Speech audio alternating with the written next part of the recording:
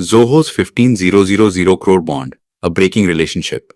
Is this going to become India's most expensive divorce? Imagine this. A man who once said he didn't want wealth, he wanted freedom. A man who chose a simple village life despite building a company valued at billions. Someone who stayed away from glamour, kept his distance from the media, and came to be known as an anti-billionaire. And today, that same man is standing in an American court, where a judge has asked him to deposit a bond worth more than 15,000 crore. The question is not just about a divorce. The question is, can money, power, and principles also save relationships? In India's corporate history, you may have seen many big disputes. Shareholder battles, boardroom conspiracies, succession fights. But this story is different. This is the story of a marriage, a partnership, and a trust built over 3 decades, and then scattered across court documents. Zoho founder Sridhar Vembu, a name counted among India's most respected tech entrepreneurs, is in the headlines today, but not for a product launch or rural innovation. This time, it's for a divorce that, if the court's order is fully enforced, could become one of the most expensive divorces in India's history. A California court in the United States has directed Sridhar Vembu to deposit a bond of $1.7 billion, around 15,000 crore, in this ongoing divorce case. This is no ordinary order. It is based on the concern that assets might be moved around before the division of marital property is finalized. In other words, the court suspects that this is not just about a relationship, but also about assets. To understand this story, we need to go back a little, to a time when Zoho was just an idea. When, amid the glitter of Silicon Valley, a group of Indian engineers were dreaming of building a global software company. When resources were limited and risks were enormous. It was during this phase that the lives of Sridhar Vembu and Pramila Srinivasan became intertwined.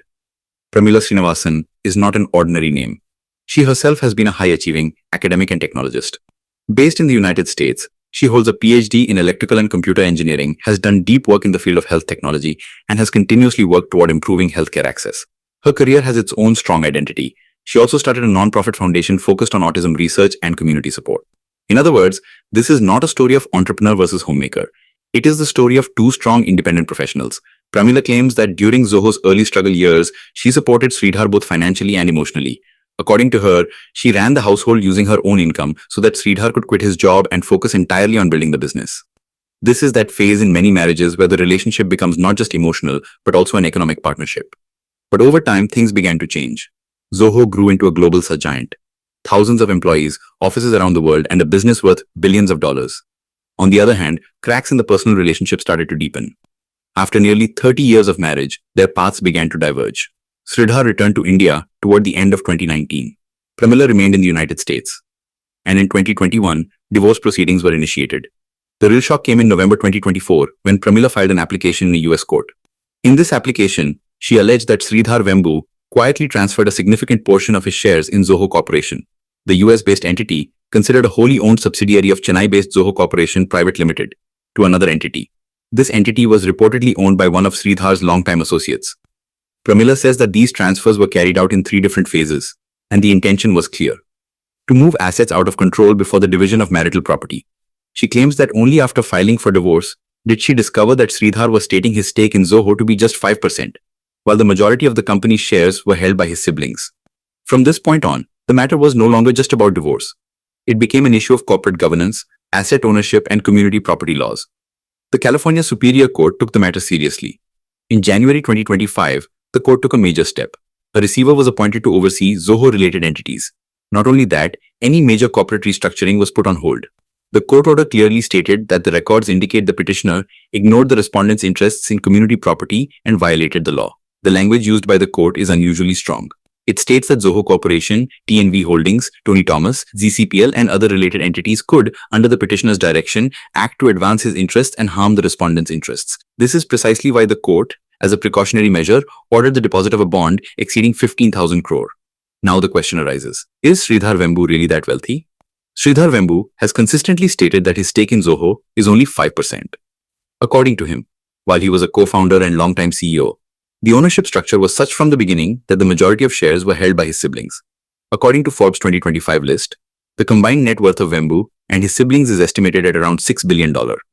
That means Sridhar alone is said to have a net worth far lower than that figure. But here lies a legal complication. In California, property acquired during marriage is considered community property, regardless of whether it is directly in someone's name or not. The court is looking at this case from that angle, examining what economic interest each party holds in a company like Zoho, which was built and expanded during the marriage. That is why the court is not looking only at paper ownership, but is also considering concepts like effective control and beneficial ownership. And this is exactly what makes the case so large and complex. There is a deep irony in this entire story. In India, Sridhar Vembu has often been seen as an alternative model of capitalism. He chose to leave Silicon Valley and live in an Indian village. He said that wealth accumulation was not his goal. He spoke about profit sharing with employees. And today, that very person is facing allegations related to wealth preservation. On the other hand, Pramila Srinivasan's story does not fit into a victim stereotype either. She herself is highly accomplished. Her career, her work, and her social contributions are strong in their own right. But her question is simple. If a business built during a marriage stands on the effort and sacrifice of one partner, what should be the fair share? This is what turns the case from mere gossip into a larger debate. Can startup founders' personal lives and corporate structures be considered completely separate? Is marriage only an emotional bond, or is it also an economic partnership? And when both break down, whom does the law protect? In India, such matters are rarely discussed openly. Divorce is still considered a taboo here, especially when it involves powerful individuals.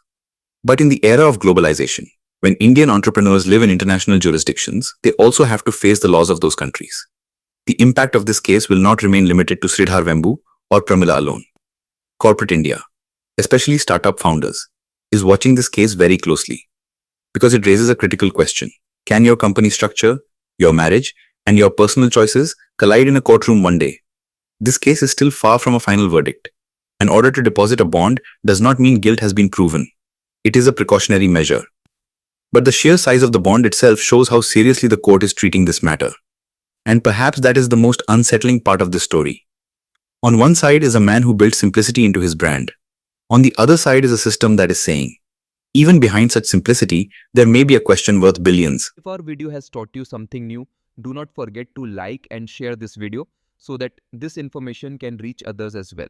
Your likes and shares are a source of inspiration for us. If you have any questions or suggestions, please let us know in the comments. It will be our honor to answer your questions and listen to suggestions. And yes, if you like our content, subscribe to the channel and press the bell icon so that you stay connected with every new story. Thank you. GRT Business YouTube channel sources, news from various news agencies, opinion polls and other public sources.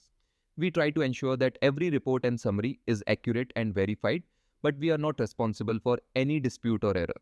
Our aim is only to provide you with accurate information.